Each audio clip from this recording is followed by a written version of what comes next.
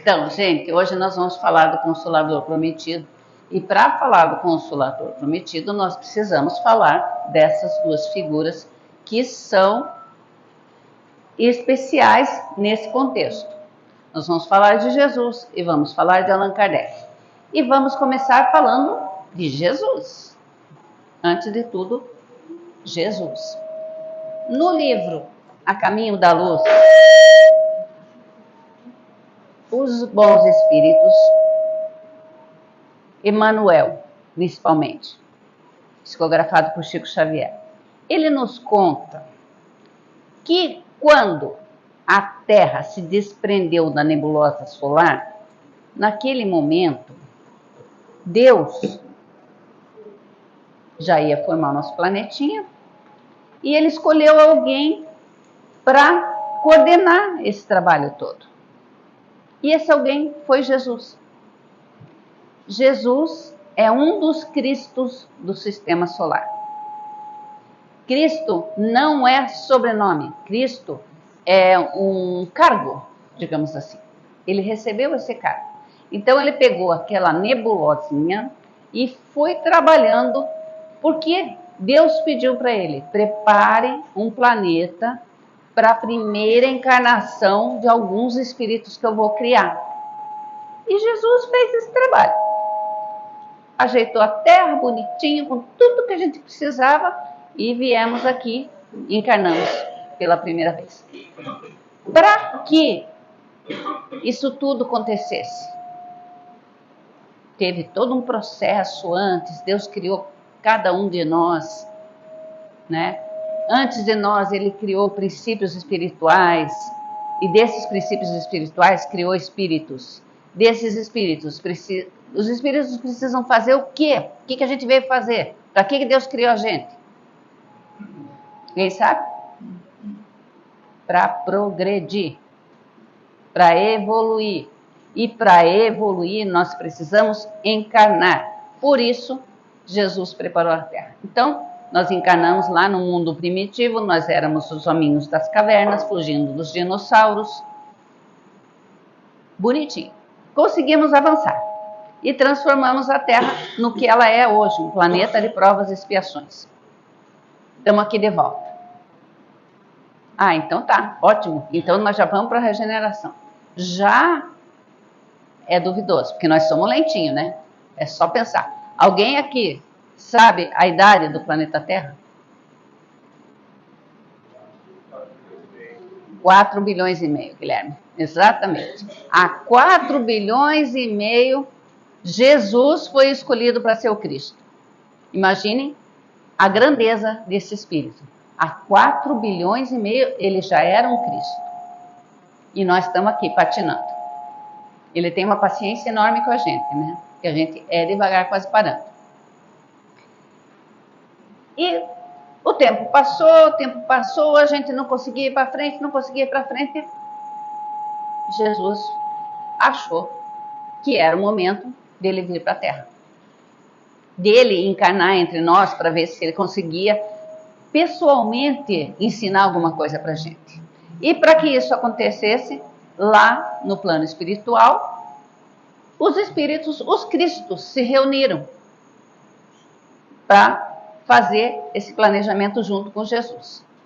Então é isso que esse livro nos conta, que eles se reuniram por 2 vezes, quando a Terra foi criada e quando Jesus resolveu vir para cá. Para vocês terem uma noção da grandeza desse espírito, os bons espíritos nos dizem que Jesus precisou de aproximadamente 1000 anos para se preparar para encarnar. Para ele condensar toda aquela energia dele num corpinho humano. 1000 anos. A gente não sabe porque o tempo no plano espiritual é diferente do nosso tempo aqui. Mas dá para imaginar que é muita coisa. Então, ele encarnou entre nós. E deu certo, gente. Será que ele conseguiu o objetivo que ele teve vindo para cá? Está devagarinho ainda, né? Mas ele fez um trabalho muito bonito, deu exemplos muito bonitos. E nós ficamos aqui para aprender tudo isso. E estamos aprendendo lentamente, mas estamos aprendendo. À medida que nós vamos evoluindo intelectualmente, infelizmente o nosso moral não acompanha. Mas nós vamos conseguindo entender um pouco melhor as coisas que Jesus dizia. E nós temos, nesse livro aqui, deixa eu mudar o slide, no livro Desperte e Seja Feliz, tá? Joana de Ângeles, pelo Divaldo. Vejam, antes de falar do livro, tem algum psicólogo aqui na sala? Não?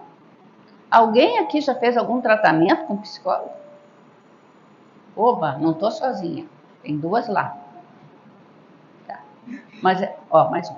Gente, é bom que a gente está vendo que aqui tem muita gente resolvida já, né? Equilibrada. Isso é legal de ver. E agora vamos fazer Vamos imaginar uma cena, tá? Jesus entra numa consulta com uma psicóloga. Eu vou fazer a psicóloga, eu vou fazer Jesus, tá? Então, Jesus entra, vamos fazer assim, imaginar coisa de cinema. Jesus deita no divã, né? E a psicóloga pergunta para ele, Jesus, ela olhando o prontuário dele ali, né? Jesus, o que eu posso te ajudar? Aí ele fala assim, eu tenho alguns problemas com os meus irmãos. Aí ela nota, problema familiar. E tua mãe? Minha mãe faz de tudo por mim. Menino mimado. E teu pai? Meu pai, ele tenta conciliar os dois lados. Pai ausente. Ela vai anotando. Daí chega num ponto que ela diz assim, mas qual é o problema com teus irmãos? Eles não me escutam. Como é que fala? O que ela anotou ali? O que é quando a pessoa quer que todo mundo escute ele? Fugiu a palavra.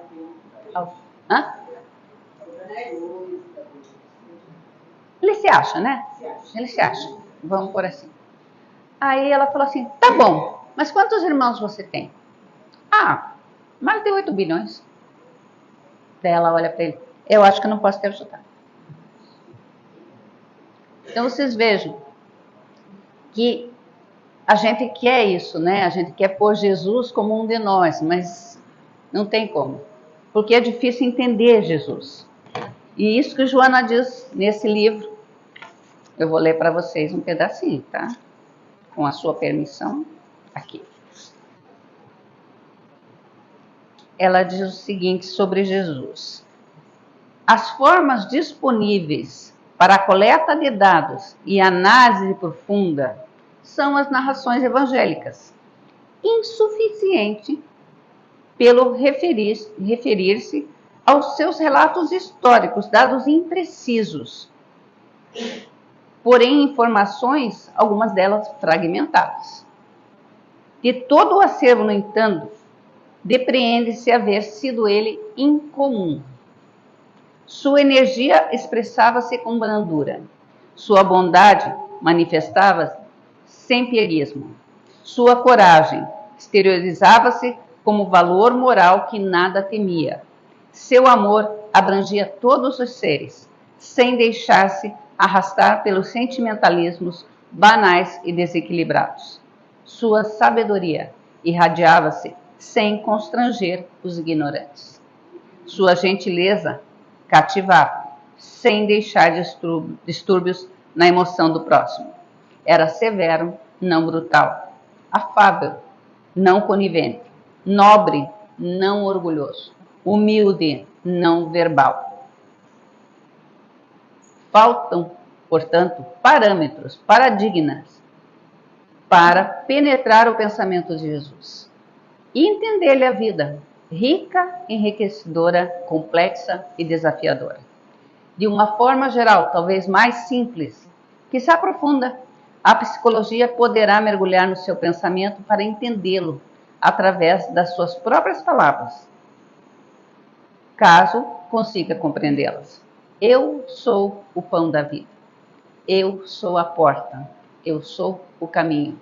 Eu sou o bom pastor. somente indo até ele, deixando-se penetrar pela sua realidade, a psicologia poderá compreendê-lo, sem o definir, e estudá-lo, sem o limitar. O que nós fazemos é limitar Jesus à nossa compreensão. Mas ele é muito além disso. E como nós estamos falando do Consolador prometido, quando que veio essa história do Consolador prometido? Na Santa Ceia. Jesus falou para os apóstolos: se me amais, guardai meus mandamentos, e rogarei a meu Pai, e ele vos enviará, e ele vos dará outro Consolador, a fim de que fique eternamente com vós. Veja, se me amais.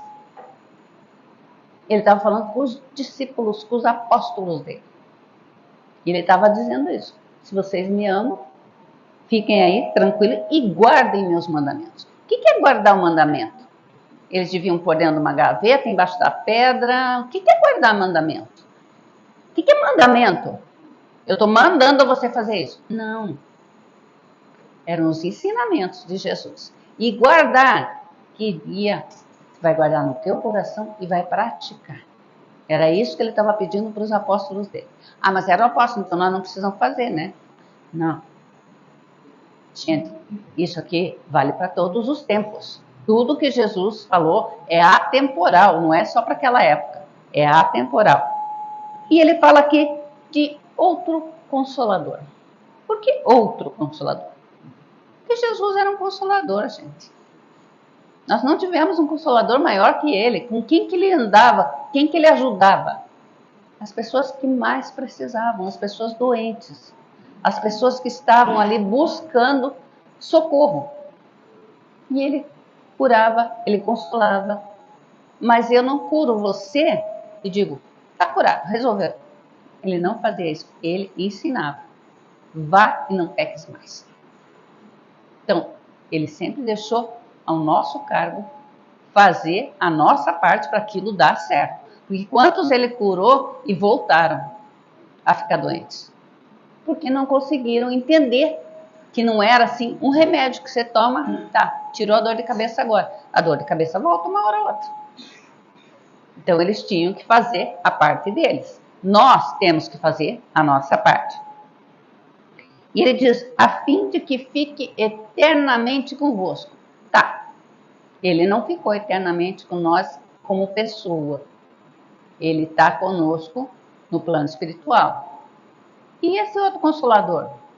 Será que também viria outro cara aqui, falar essas coisas que Jesus falou e depois ia embora e largava nós aqui de novo? Será que era isso? Ele fala que esse outro Consolador é o Espírito da verdade, que o mundo não pode receber porque não o vê e absolutamente não o conhece. Mas quanto a vós, conhecê-lo-eis, porque ficará convosco e estará em vós. Essa parte aqui não é só para os apóstolos que ele está falando. Nós iríamos conhecer o Espírito da verdade. E quem é esse Espírito da verdade? O que está acontecendo aqui? O que é esse outro Consolador? Isso que a gente está sempre perguntando. E nós vamos ver que o Espiritismo, se verdadeiramente conhecido e, mais importante, sentido e internalizado, em sua essência, é uma das expressões do Consolador prometido, que prepara o ser humano para as necessárias provas da vida. Em 1975, o médium Alexandre Sete, não sei se é assim que fala, ele recebeu uma mensagem do espírito Lins de Vasconcelos, lá em Paranavaí. E Lins de Vasconcelos falou assim, como antecipação às necessidades espirituais que se acentuariam na época em que vivemos, elas se acentuaram muito, as necessidades espirituais, o Cristo de Deus determinou que a consoladora doutrina da terceira revelação viesse ao homem para servir-lhe de bússola orientadora, a fim de que os perigos da grande viagem fossem evitados por todos. e todos, sem mais perda de tempo, aportássemos em um lugar seguro. Sem ser obra dos homens, o Espiritismo surge como resultante de uma pleiade de entidades desencarnadas e encarnadas, sob a tutela maior do mestre Galileu, para nortear o caminho de todos nós. Não foi só Jesus, não foi só o Espírito da Verdade. Foi uma equipe de espíritos encarnados e desencarnados que trouxeram o Espiritismo para nós. Ah, foi Allan Kardec. Não foi Allan Kardec. Ele mesmo dizia que ele não era o autor da obra. Foram os espíritos. Então nós vamos ver que o Espiritismo, ele veio no tempo marcado, cumprindo a promessa de Deus, de Cristo, e falava: o Espírito da Verdade vai presidir. O que é presidir? A instituição. Ele vai presidir o acontecimento. Ele não é o presidente, tá? O acontecimento da vinda. Falam muito do advento. É uma palavra assim meio pesada, né? Mas é do acontecimento do Espiritismo. E o Espiritismo chama os homens à observância da lei. A lei dos homens? Também, mas principalmente a lei de Deus. Ensina todas as coisas, fazendo compreender o que Jesus só disse por parábolas. Parábolas eram histórias que Jesus usava com acontecimentos da vida daquelas pessoas daquela época, para que elas pudessem se colocar ali dentro da historinha e entender o que estava acontecendo. Isso eram as parábolas. E até hoje, toda vez que a gente lê uma parábola, a gente entende de forma diferente. Por quê? Porque a gente está evoluindo. Então, a minha compreensão de ontem não é a mesma compreensão de hoje. Então, eu vou ler aquela parábola, vou encontrar ali ensinamentos que eu não tinha visto ainda. Isso é muito bonito da gente pensar. E esse Espírito da Verdade, gente? Quem é o Espírito da Verdade? Vou pegar meu copo d'água. Nós vamos encontrar no livro Obras Póstumas um capítulo chamado Meu Guia Espiritual. E ali eles falam: o Espírito da Verdade, não vou estragar o piano, tá? O Espírito da Verdade foi o grande mentor de Allan Kardec, com o qual conversava pela via intuitiva. Ele não aparecia para Kardec. Pelo conjunto da obra da codificação, há de se presumir que seja uma entidade ligada diretamente ao Cristo. Por vezes, seus ditados se confundem com os do próprio Cristo, o que é comum entre espíritos superiores. Então, eles estão colocando ali que o Espírito da Verdade era um espírito superior. Alguma dúvida? Não, né? E nós vamos ver nessa mesma obra que Kardec, ele estava muito curioso, ele queria saber quem era esse Espírito da Verdade que passava tudo para ele.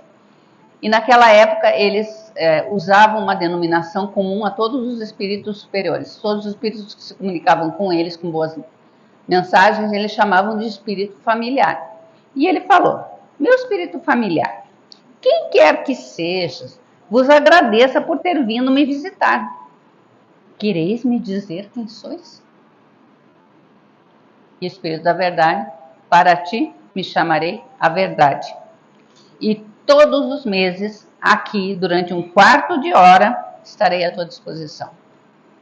Ele não se identificou, mas se colocou à disposição de 15 minutos por mês e ajudar o Kardec.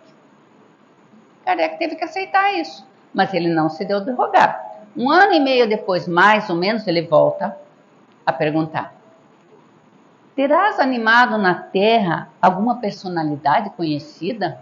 Ele queria muito saber quem era o Espírito da Verdade.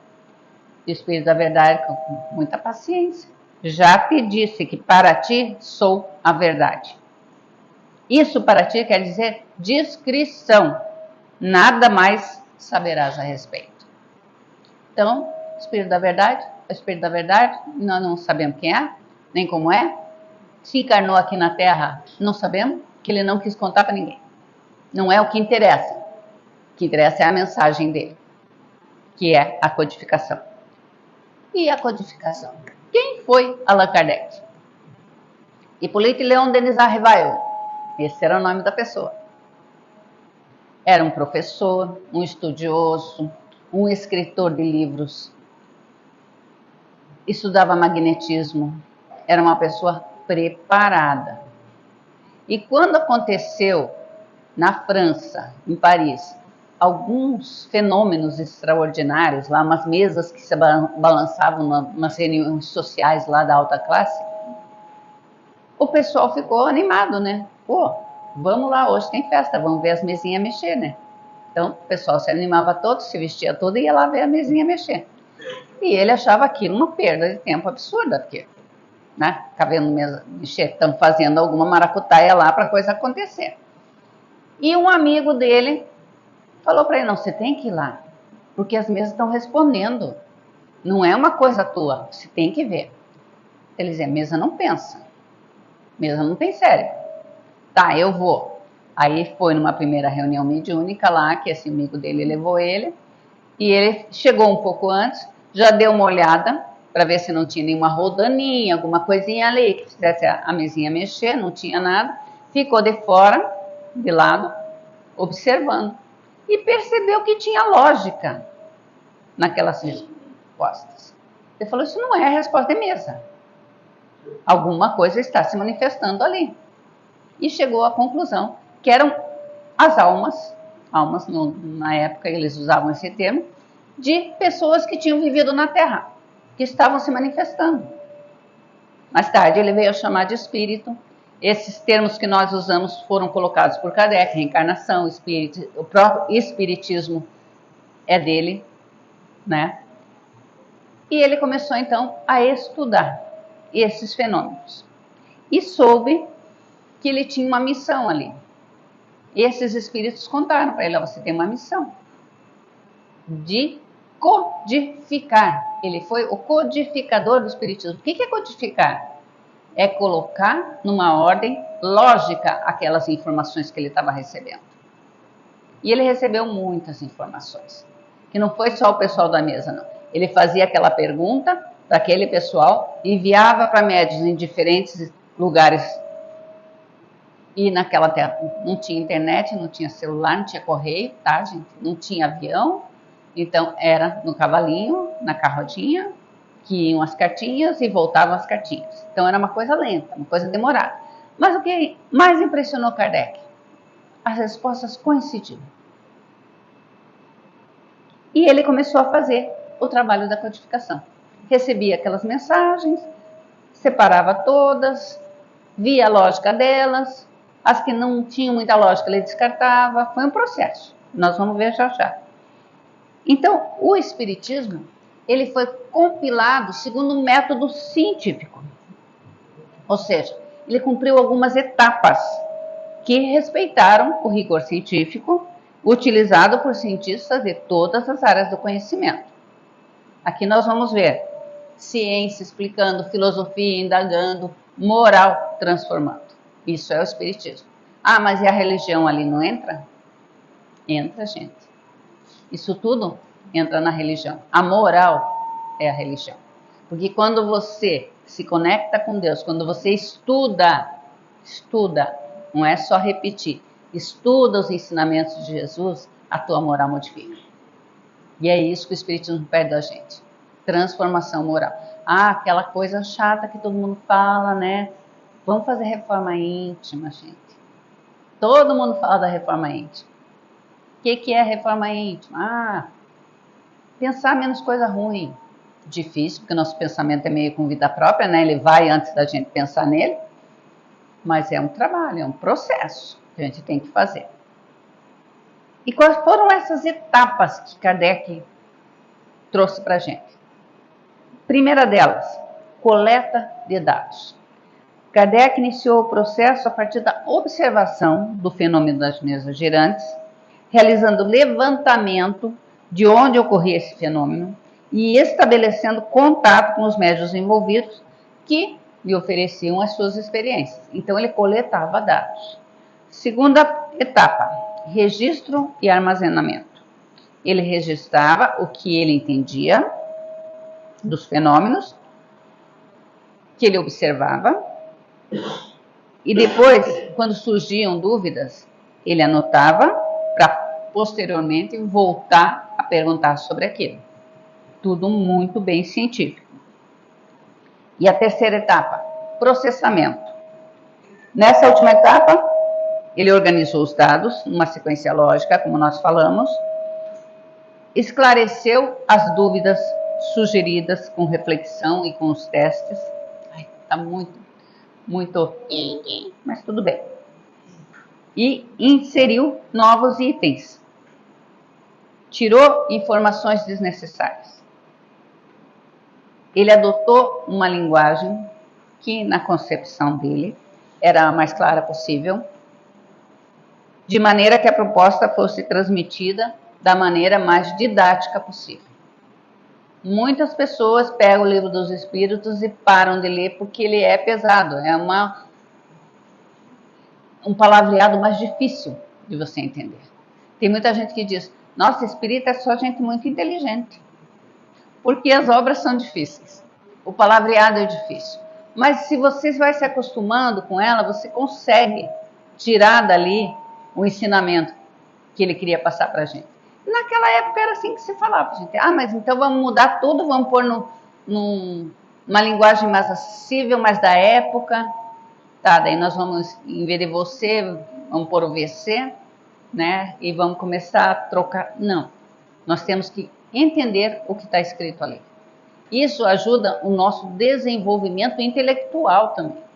Você começa a compreender novas palavras, não a reduzir como estão fazendo agora, o vocabulário.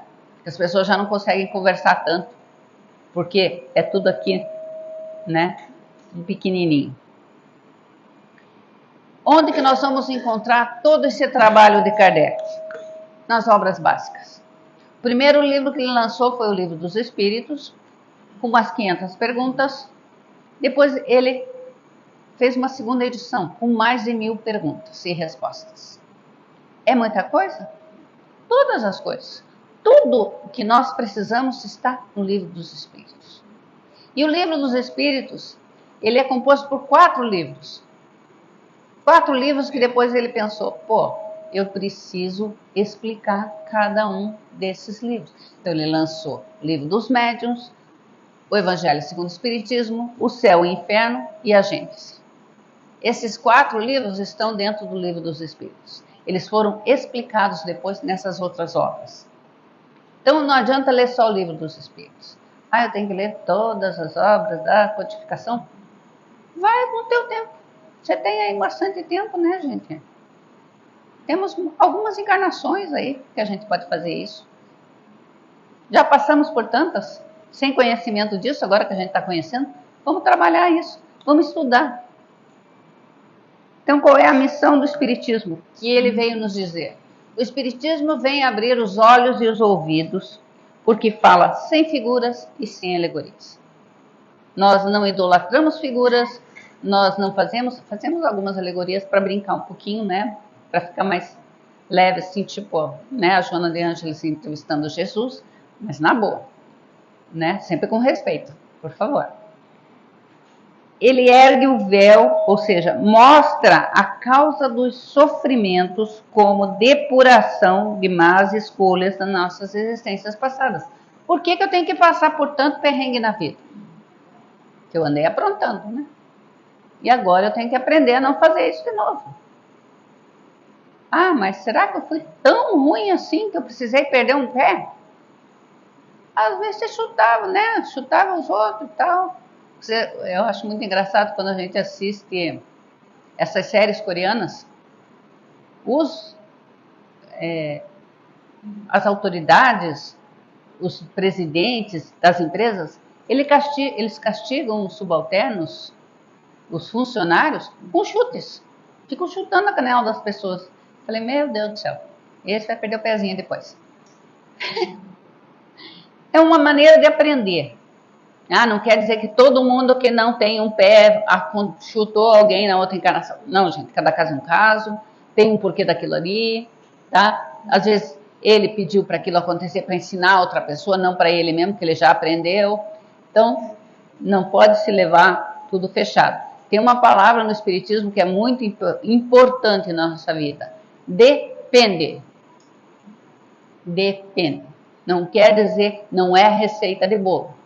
Não é igual para todo mundo. Depende de cada caso. E ele dá ao homem uma fé inabalável no futuro, pelo conhecimento das coisas. Eu vou ter um futuro melhor, porque hoje eu estou me portando melhor. Tá, mas a Terra ainda está num processo pesado. Mas nós estamos tentando ajudar esse processo, fazendo a nossa parte. Ah, mas eu faço, o outro não faz. Não interessa o que o outro faz, interessa o que você faz. Você é o exemplo. Você está fazendo a tua parte. Deixa o outro lá. Ele vai ter o momento dele em que ele vai despertar e vai conseguir fazer também melhor, porque ele vai ver que é bom para ele. É isso que a gente tem que entender. O que a gente faz é bom para a gente. Não é assim, eu vou transformar a Terra. A Terra vai para o mundo de regeneração, vou regenerar todo mundo, vou ensinar todo mundo. Você não consegue. Porque o que nós temos que faz a diferença toda na vida de cada um? Livre-arbítrio. Eu faço minhas escolhas. Sou influenciada pelos que vivem à minha volta? Com certeza. Com certeza somos influenciados, porque a gente não quer ou quer atrapalhar a vida dos outros, né? Mas eu tenho livre-arbítrio. E eu vou responder pelas minhas más escolhas.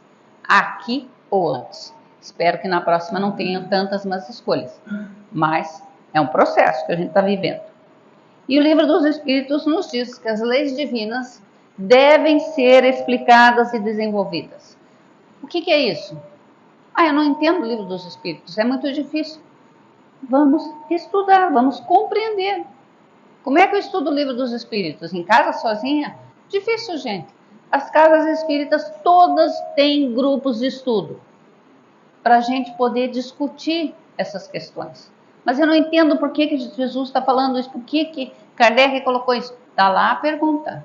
E os espíritos, eles vão explicar de acordo com a nossa evolução. Tem coisas que eles dizem, vocês não podem entender. Aí volta a pergunta, vocês não podem entender. Tá, eles estão chamando a gente de burrinho, mas eles conhecem a gente. Né? Então, pode ser que eu não entenda uma vez, duas vezes. Quem sabe da terceira vez um outro do grupo. Mas veja, se olhar por esse lado, entendi, consegui. Então, o estudo em grupo, ele traz muito mais compreensão para nós. E como que a gente vai fazer para compreender essas coisas? Está aqui. O nosso guia e modelo. Ele veio para nos fazer compreender. Ele se deu ao trabalho de vir para cá para nos fazer compreender. Jesus.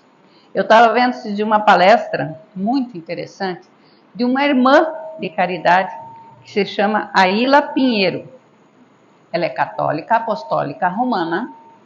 Dirige a fundação, o Instituto Nova Jerusalém de Fortaleza, no Ceará. E ela estava falando de Chico Xavier, da importância de Chico Xavier para a humanidade. Foi muito lindo de ver. E no momento ela chegou nisso. Aquilo que eles falam, que Jesus é o guia. Aí ela falou que o guia que Jesus é, não deve ser visto como um guia turístico, que vai nos mostrar os lugares mais bonitos da Terra. Não, ele deve ser visto como um guia de caravana, que vai atravessar o deserto, que vai nos ensinar a atravessar o deserto. Eu achei maravilhosa a palestra dela. Não por ela estar enaltecendo o Chico, ela fez uma prece no final para o Chico maravilhosa. Mas uma pessoa católica, uma dirigente de um instituto católico, e conseguindo ver como o Chico foi importante para a humanidade, independente de religião. Isso foi muito bonito. E quando nos falam aqui que Jesus é o nosso modelo, então agora vamos lá, gente, todo mundo se veste que nem Jesus, vamos deixar a barba crescer, para as mulheres já estamos de fora, não podemos. Vamos deixar o cabelo comprido, porque ele é o nosso modelo. É esse modelo que Jesus é? Não? Então vamos curtir Jesus nas redes sociais, né? Vamos lá. Quantas curtidas você acha que Jesus ia conseguir nas redes sociais? Será que muitas? É isso que o Espiritismo pede para a gente? Não, o Espiritismo pede que a gente use Jesus, compreenda os ensinamentos dele para seguir as leis divinas. Não é a pessoa Jesus, são os ensinamentos de Jesus. Então ele é o nosso modelo de como nós nos comportarmos. Fazer igual Jesus é difícil, mas a gente chega lá. Vamos lembrar? Jesus foi criado simples, ignorante, que nem nós. Ele é nosso irmão, ele mesmo disse que ele é nosso irmão.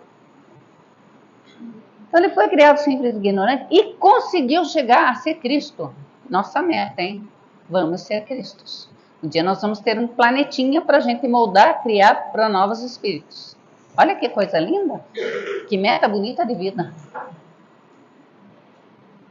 Jesus sempre nos deu exemplos.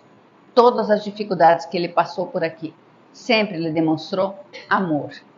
E é isso que ele veio ensinar para a gente. E no Evangelho segundo o Espiritismo, nós vamos encontrar lá o Espírito da Verdade nos fala: Espírita, amai-vos. Eis o primeiro mandamento, instruí-vos, eis o segundo.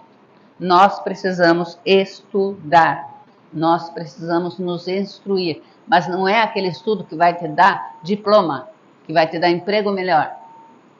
Não, é a instrução do Espírito, porque isso nós não perdemos. Tudo o que nós conseguimos nessa vida vai conosco para sempre. Nas outras vidas, no plano espiritual, sempre vai estar conosco. E isso é muito bonito a gente pensar, né? Ah, eu aprendi a ser mal, mas quando chegar lá no plano espiritual, vira o santo. Todo mundo vira anjo, principalmente no velório, né? Era uma pessoa tão boa, né? Matou 5 ou 6, mas era uma pessoa tão boa, porque ajudou mais uns 3. Tem ali o seu mérito, ajudou uns 3, matou uns 5, também ali tem o seu demérito, né? Mas ele vai estar lá do jeito que ele era aqui. Não muda nada. Você vai como você é. Então, tem muita gente que no momento da morte se penaliza, né? Acha horrível, nossa, tudo que eu fiz de errado, que horror, me desculpe e tal. Mas está feito. Vai ser levado em conta que ele está se arrependendo? Vai ser levado em conta. Tudo é levado em conta, cada caso é um caso. E se isso for de coração, não for por medo, né? Porque tem muita gente que tem medo de morrer, porque ou vai para o céu ou vai para o inferno, pode ficar ali no meio do caminho, né? No purgatório. Mas nós sabemos que vai para o plano espiritual condizente com a sua condição evolutiva, né? Nós vamos. Todo mundo aqui vai para o umbral? Provável, gente. Cada um no seu umbral particular, assim, dependendo do tanto de maldade ou não que fez. Né? Porque o umbral também não é um lugar fechado ali, que está ali o diabinho esperando nós. Não. É sintonia de pensamento, de sentimento. É isso que vai nos receber do outro lado. Quem pensa e age como nós fizemos. O que Jesus queria ensinar para nós? Ele pediu para a gente amar a Deus sobre todas as coisas. Aí nós ficamos naquilo. Deus. Alguém aqui conhece Deus? Alguém aqui já viu Deus? Olha, eu estou vendo Deus.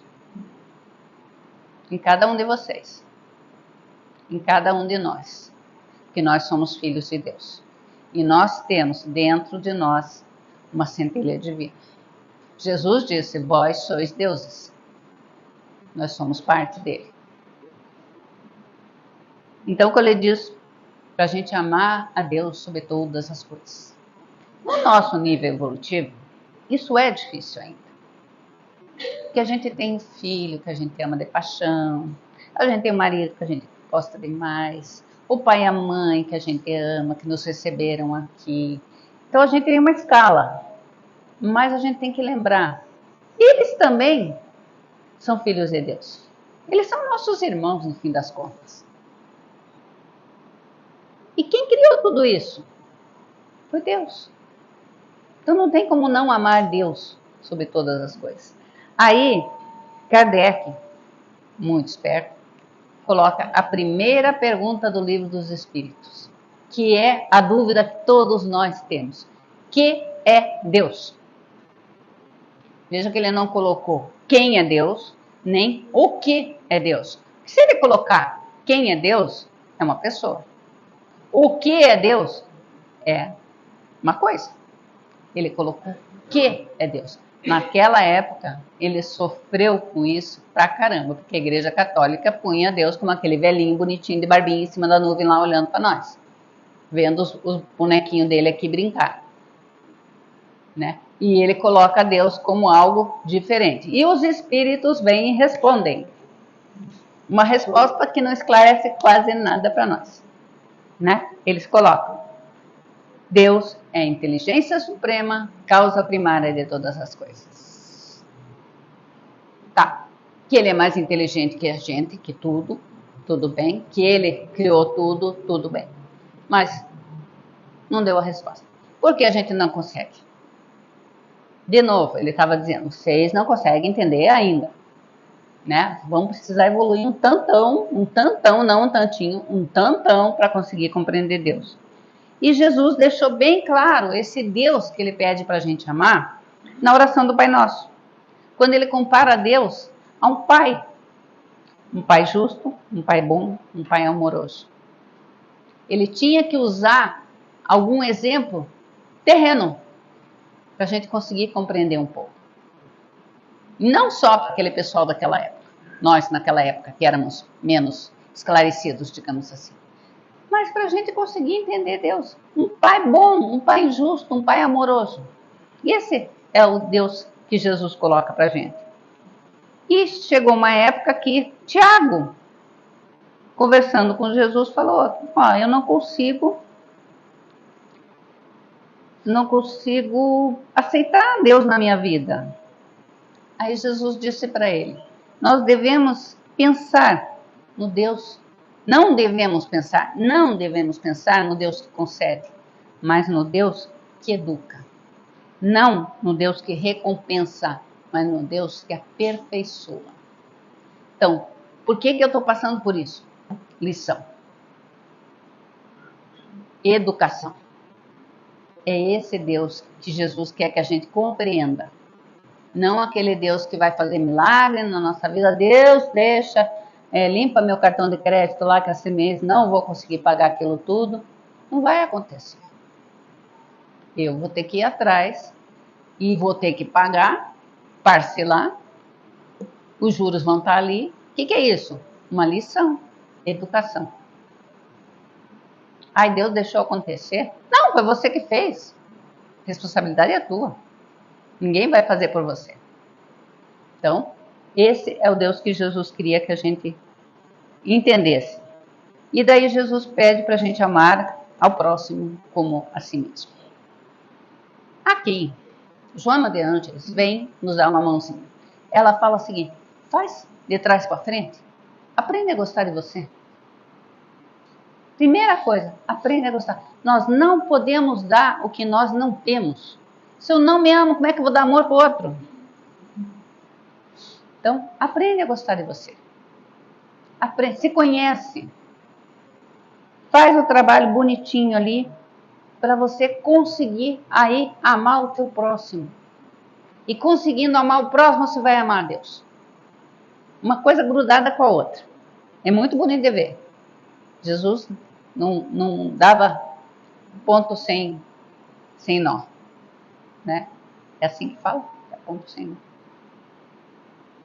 Nós temos que estar o tempo todo pensando: eu sou tão ruim assim que eu não mereço me amar, não mereço amor? Por que o outro gosta de mim se eu sou tão ruimzinha assim? Tem alguma coisa errada aí. Eu que estou vendo errado. Então, vamos aprender a nos amar. Não é vaidade, gente.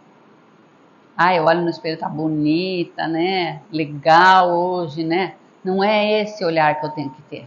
Você fez besteira, vamos arrumar besteira. vamos atrás de arrumar besteira. E Jesus nos fala a respeito disso quando ele diz: amai os vossos inimigos. O que é amar os inimigos, gente? Vou convidar para jantar lá em casa, né? Vou trazer para junto. Não. Vou abraçar, beijar. Não. Nós não temos condição de fazer isso ainda. É falsidade demais. O que é amar o inimigo agora, na nossa condição evolutiva? Nós vamos desejar para ele o que a gente desejaria para nós. Ah, mas o cara é um mala, meu. Só me faz mal, eu tenho que desejar o bem para ele. Lembrem, não está na tua vida de alegre, ninguém entra na nossa vida de alegre, tem um propósito. E o que eu fiz nas outras vidas para esse mesmo mala, para ele não gostar de mim agora? Assumam isso. Nós não somos perfeitos. E nós precisamos reconquistar esse irmão. Então, vamos orar por ele. Orar para que tudo dê certo com ele e principalmente para que ele nos perdoe. Que nós temos alguma dívida ali. Os nossos maiores educadores são os nossos inimigos. Ah, mas eu não tenho inimigo. Acho que uma ou duas que eu tenho que conquistar de volta. Nunca fiz mal para ninguém. Acho. Se tem um acho na história, pesquisa na tua memória e você vai encontrar lá. Nós temos que fazer a nossa parte tranquilamente, né? O que nós vimos até agora? Toda a moral de Jesus se resume na caridade e na humildade. Contrário a egoísmo e orgulho. Que nós temos mais hoje, egoísmo e orgulho. E é isso que nós temos que combater.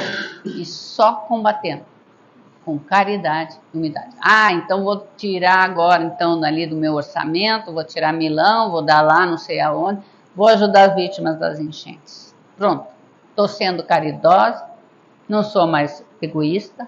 É isso? É essa caridade? Se você pode ajudar, ajude. Maravilha.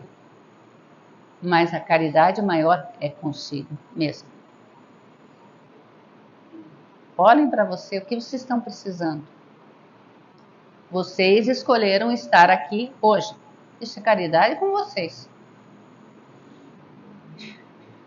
Ah, mas né? Se eu não for, daí eu não vou ter uma semana boa, né? Muita gente ainda usa o espiritismo, ou uma palestra, ou uma ida ao templo, como uma garantia de que a semana vai ser boa. Não é garantia. A semana vai ser boa se você fizer ser boa. Então faça caridade com você. E daí a caridade com o próximo vai ser automática. Porque se você está se melhorando, você melhora quem está convivendo com você. E ser humilde é entender, né? Que nós não somos melhor que ninguém. Que nós estamos aqui com um propósito. Evoluir e auxiliar os outros a evoluírem com o nosso exemplo, não mostrando o dedinho. Márcia, faça assim, porque senão vai dar errado. Não é isso. Né? Dá o teu exemplo, faz a tua parte, fica na tua. A pessoa às vezes não quer ouvir o que você tem para dizer. E ela tem todo o direito, ela tem livre-arbítrio. E quem diz que o que você quer dizer é certo? Então, trabalhar isso bonitinho. No Livro dos Espíritos nós vamos encontrar como é que Jesus entendia caridade, o famoso BIP, benevolência, ser bom para com todos, indistintamente. Ah, eu sou bom lá dentro de casa, lá no trabalho eu sou o ó. Estou sendo benevolente? Não. Estou sendo egoísta. Porque com os meus tudo bem, com os outros que se virem. Indulgência para as imperfeições alheias. Tá. Se eu reconheço um erro em alguém, no nome já está dito, eu reconheço. Eu conheço. Eu tive ou tenho esse mesmo defeito. Então, perceba. Todo mundo tem defeitos. Alguém aqui está livre, é bonzinho demais, assim, não ia estar na Terra, né? A gente é não sem missão. A gente está aqui para aprender. E perdão das ofensas. para nós ainda bem difícil perdoar. Mas Emmanuel vem nos dar uma ajudinha no livro Mais Perto, Psicografia do Chico Xavier, quando ele diz que é compreender aqueles que nos ofendem. Eles têm porquê, como nós falamos, nós temos vidas passadas, nós temos dívidas. Às vezes nós já fizemos, até nessa vida mesmo, fizemos o que não devíamos com essa pessoa. E ela guarda mágoa. Isso é normal de nós, guardar mágoas. Então, pedir perdão. Perdão não é só eu perdoo todo mundo. Não, eu tenho que ser perdoada. Não adianta eu perdoar todo mundo, se ninguém me perdoar. Eu estou carregando isso comigo. Orar pelos que nos perseguem e caluniam. A oração.